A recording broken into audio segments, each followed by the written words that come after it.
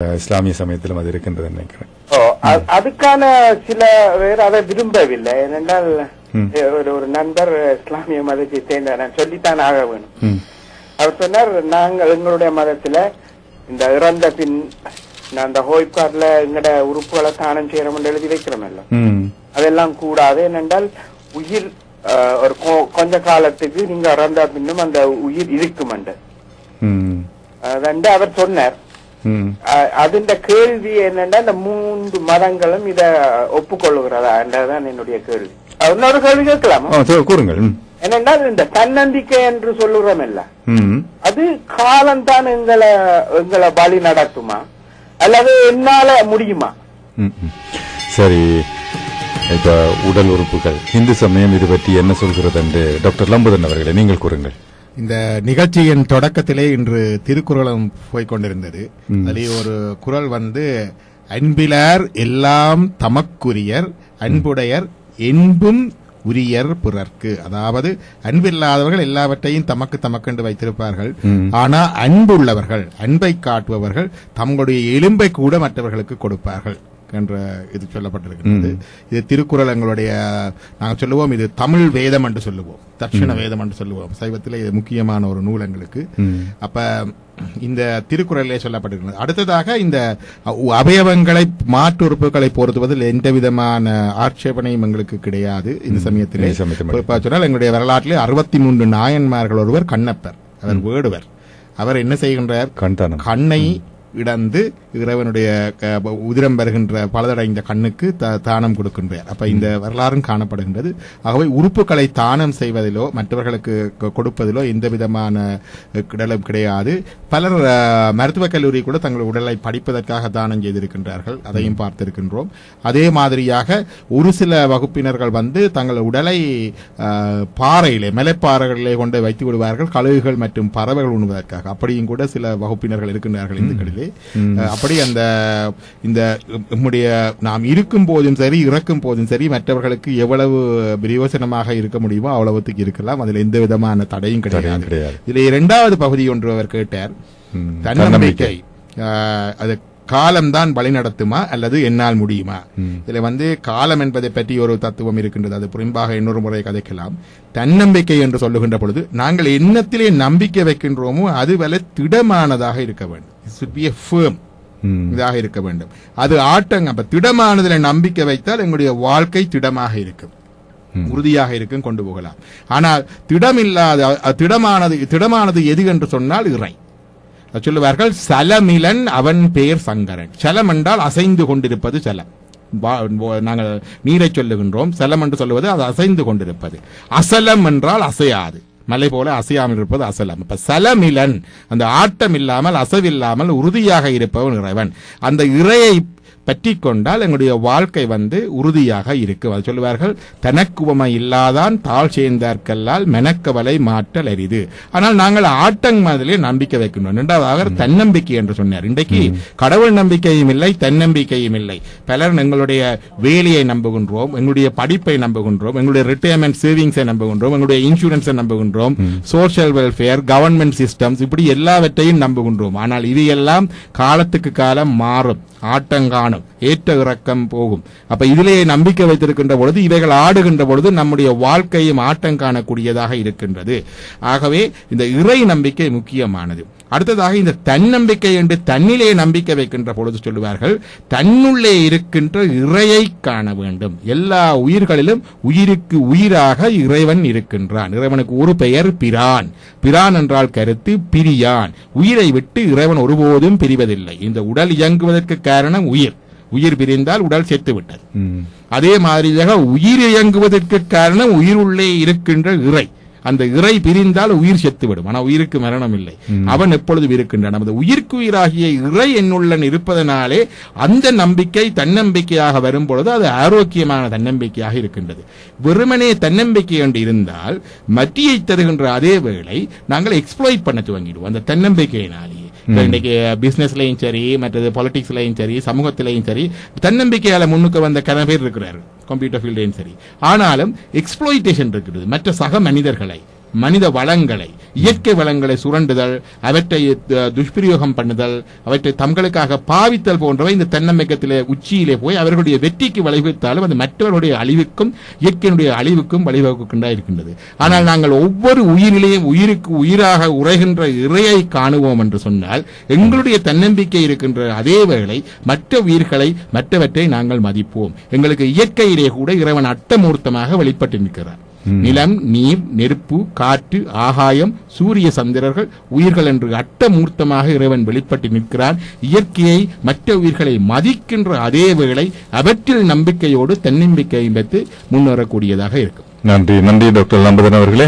இணைப்பில் நேயர்கள் இணைந்து கொள்ள வேண்டாம். ஏனென்றால் இது கடந்த வாரம் கேட்ட கேள்விகளுக்குத்தான் நாங்கள் அதை ஒளிப்பதிவு செய்து மீண்டும் அதை ஒளிபரப்பி அந்த கேள்விகளுக்கு மட்டும்தான் இங்கே பதிலளித்துக் கொண்டிருக்கின்றார்கள். எனவே நேயர்கள் இணைப்பில் இணைந்து கொள்ள உங்களுக்கு இது சந்தர்ப்பம் கிடைக்காது. ஏனென்றால் சென்ற வாரம் நடந்த கேள்விகளுக்கு தான் இப்பொழுது பதில் நடந்து கொண்டிருக்கின்றது, பதில் அளித்துக் கொண்டிருக்கின்றார்கள். முகமது அவர்களே வணக்கம். உங்களுக்கு இஸ்லாமிய சமயம் என்ன சொல்கின்றது இதன்படி? உண்மையில் 2 கேள்வி கேட்டிருக்கிறார். ஒன்று, அதாவது தன்னுடைய உடம்பை தானம் செய்வது, இது செய்ய முடியுமா? அடுத்தது தன்னம்பிக்கை பற்றி கேட்டிருக்கிறார். ஒரு உடலை தானம் செய்வதை பொறுத்த வரைக்கும் இஸ்லாத்திலே ஒரு அடிப்படை விதி உண்டு. என்ன இஸ்லாம் சொல்லுகிறது? லா தக்பில் எதக்க வலா தபசுத்துஹா குல்லல் பஸ். உன் கரத்தை நீ மூடி பொத்திக் கொள்ளவும் வேண்டாம், ஒரே அடியாக விரித்து விடவும் வேண்டாம். வலாக்கிம் பைனதாலிக் என்றாலும் நடுநிலையை கையாளு என்று இஸ்லாம் சொல்லுகிறது. என்ன இஸ்லாம் சொல்லுகிறது? தர்மம் செய்கிறாய், தர்மம் செய்கிற பொழுது வீட்டில் எல்லாவற்றையும் கொடுத்து விட்டு நீ பட்டினி இருந்து நாளை நீ கையெந்துகிற அளவுக்கு உன்னை ஆக்கவும் வேண்டாம். கொடுக்காமல் அதையோடு கஞ்சத்தனம் செய்யவும் வேண்டாம். கொடுக்கவும் வேண்டும். கொஞ்சம் சிறிய தியாகம் உன்னிடத்தில் இருக்கவும் வேண்டும். பிஸா சாப்பிடுகிற நீ சாதாரணமான ஒரு உணவை சாப்பிட்டு விட்டு அடுத்தவனுக்கும் கொஞ்சம் கொடுக்கலாம் என்ற நிலையை ஏற்படுத்தி இஸ்லாம் இந்த நிலையை சொல்லுகிறது. உடல் தானத்தை பொறுத்த வரைக்கும் கொடுக்கிற பொழுது உனக்கு எதனால் கேடு ஏற்படாது என்று நினைக்கிறாயோ அந்த மாதிரியான அம்சங்களை உன்னால் செய்து கொள்ள முடியும். ஒரு மனிதன் கிட்னியை கொடுக்கிறான். இறைவனுடைய ஏற்பாடு என்ன? 2 கிட்னிகள் உண்டு, ஒன்றுதான் வேலை செய்து கொண்டிருக்கும். மற்ற கிட்னியை பொறுத்த வரைக்கும் ஒரு வாகனத்திலே மேலதிகமாக ஒரு டயர் வச்சிருப்ப ஸ்பேவியல் என்று சொல்கிறோம், வைப்பது போன்று இறைவன் வைத்திருக்கிறான். ஒன்று பழுதடைந்தால் அடுத்தது இயங்க ஆரம்பிக்கும். அதுவும் ஒரு குறிப்பிட்ட 10-15 நாட்களுக்கு வேலை செய்துவிட்டு அது நின்றுவிடும். ஆனால் இறைவன் அதை அப்படித்தான் செய்திருக்கிறான். எனவே ஒன்றை கொடுக்கலாமா? கொடுக்கலாம். இரத்த தானம் செய்யலாமா? செய்யலாம்.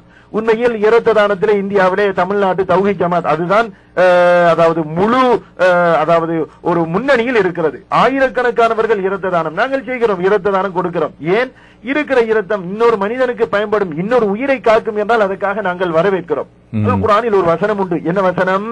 நீங்கள் ஒரு உயிரை கொல்லுவது நீங்கள் முழு மனித சமுதாயத்தையும் கொல்வது போன்று.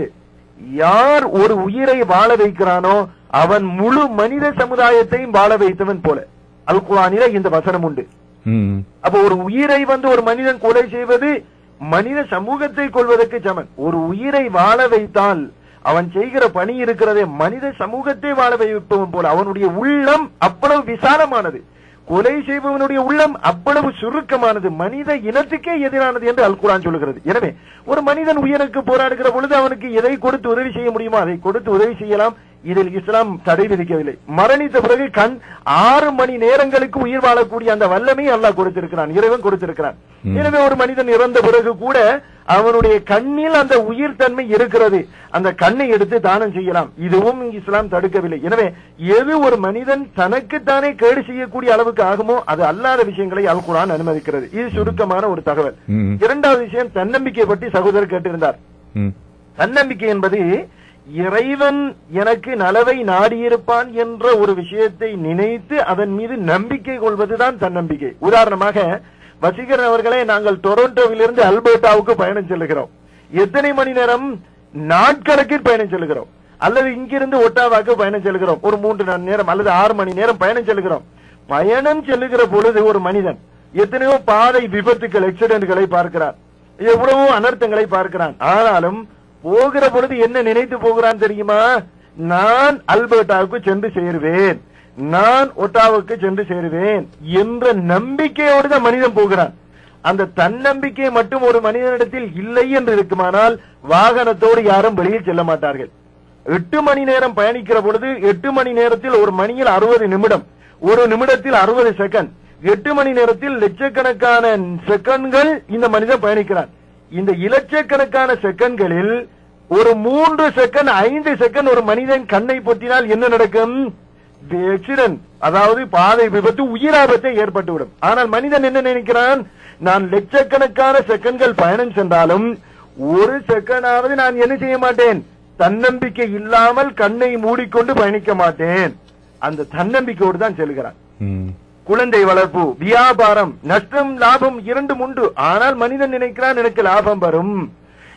40 லட்சம் செலவழித்து கனடாவுக்கு வருகிறான்.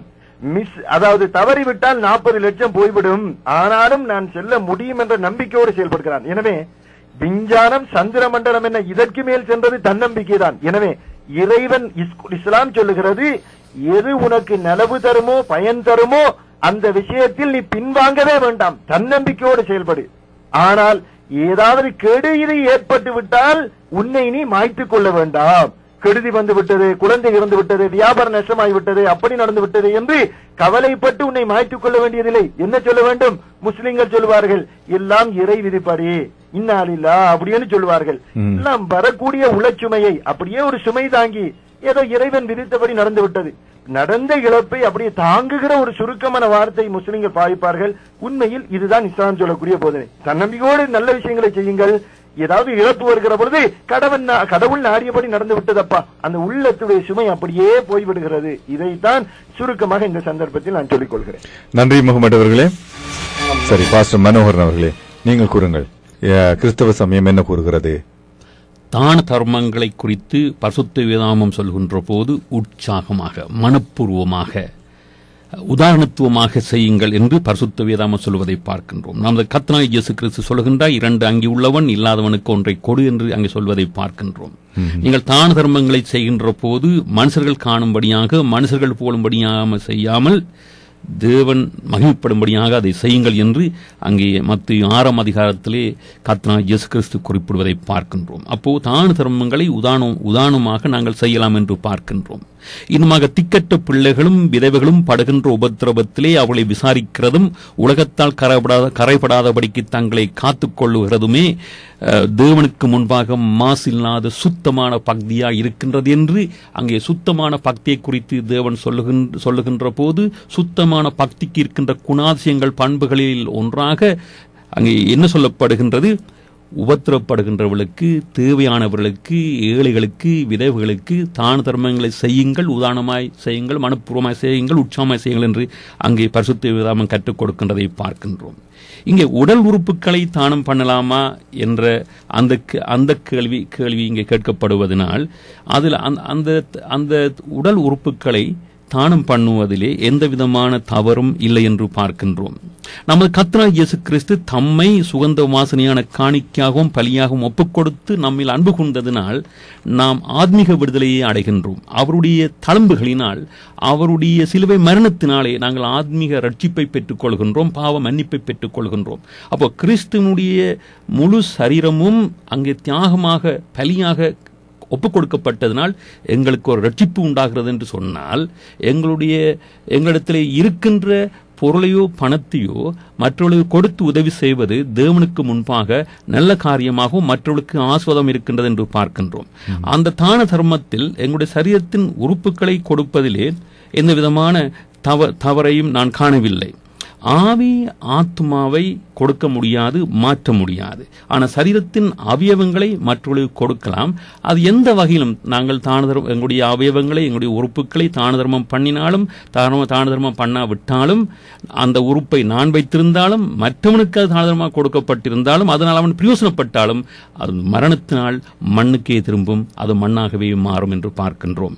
இங்கே ஆக ஆவி ஆத்மா மாற்றப்படாத ஒரு காரியம், சரீர உறுப்புகள் மாற்றப்படலாம், மற்றவரோடு பயந்து கொள்ளப்படலாம். அதில் எந்த விதமான தவறையும் நான் காணவில்லை. பரிசுத்த வேதாகமம் தான தர்மத்தை ஊக்குவிக்கின்றது. இங்கே தன்னம்பிக்கை வழிநடத்துகின்றதா அல்லது காலம் வழிநடத்துகின்றதா என்று சொல்லுகின்ற போது இங்கே சுய நம்பிக்கையை அந்த கேள்வி கேட்டவர் வெளிப்படுத்தி காட்டுவது போல் தெரிகிறது.